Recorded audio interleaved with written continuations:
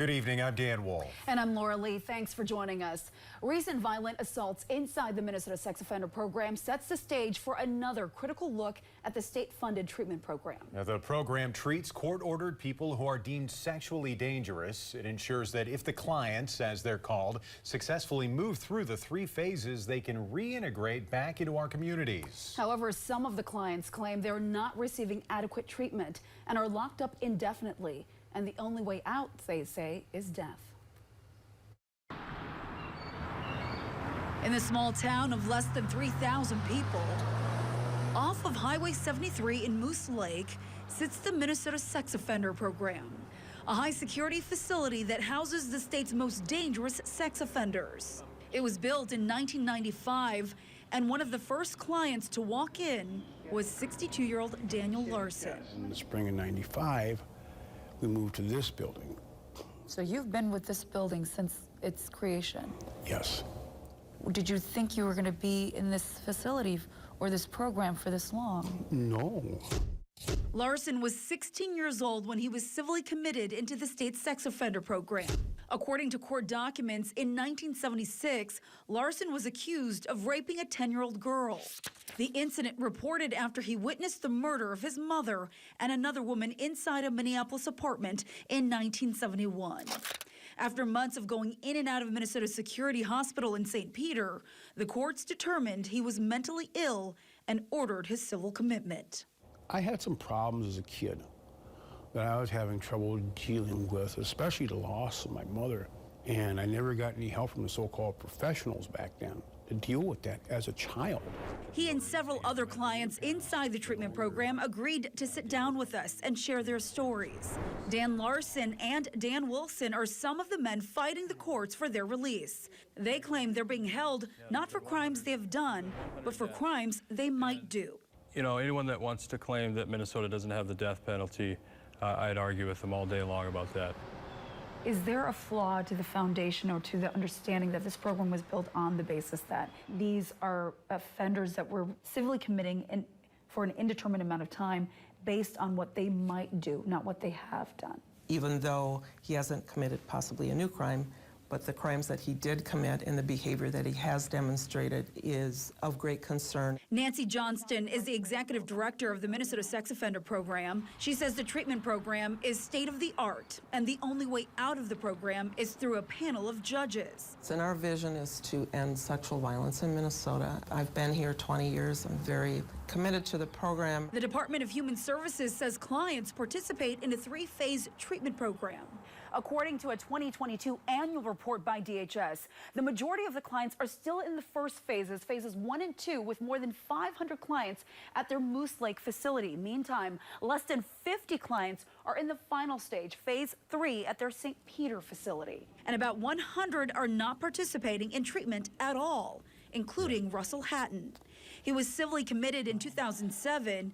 After 16 years, he says he's still in phase 1 of the program. I think it goes back to hopelessness, my experience being in this program for 16 years, and I've seen men who've put in work that the courts and evaluators say they need to do, and it's gotten them nowhere. They have no intention of ever letting them go home. Ruby Brewer is a behavioral therapist. She was hired to work for MSOP in 2016. She was a primary therapist for some of the clients inside the program. The former therapist says it didn't take long for her to notice something wasn't right.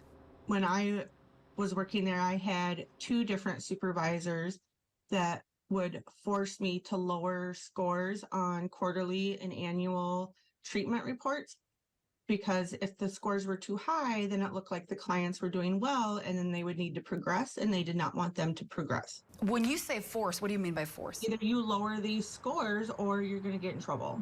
She says when she started to question the program and press her supervisors, DHS launched an investigation. The state agency confirms Brewer was reprimanded for insubordination. They wanted me out. They were going to make up anything they needed to because they knew I wasn't following what they wanted me to follow. I would say that was misinformation. Brewer resigned after 3 years in 2019. Why do you take it upon yourself to do this, even though it comes with risks? I think the biggest piece is because I know how wrong it is. They're individual, they're in wheelchairs, they use a walker, they're on oxygen, they can barely walk, they can barely stand, and somehow MSOP still convinces people that these are the worst of the worst. Of the 747 clients inside MSOP, 117 are senior citizens. The oldest client is 89 years old. Committed as a juvenile, Larson has lived the majority of his life behind the walls of this facility. You're crying now. Why? Well, I miss my mom. Do you think you're going to leave here? Or do you think you're going to end up living the rest of your days here? Unless I got a miracle, which I doubt.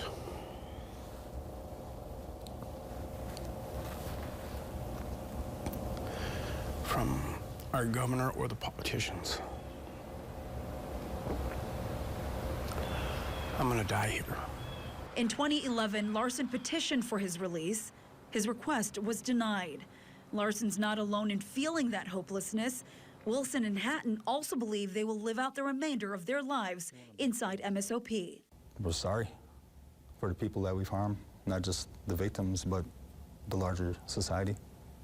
There's a lot of shame and guilt and remorse that we have worked through over the years, and through that, we've learned what it means to be a healthier individual and the healthiest versions of ourselves. And we need the opportunity to reintegrate back into society. I mean, it's just not realistic for me to believe that I'm going to get out any other way, except a body bag.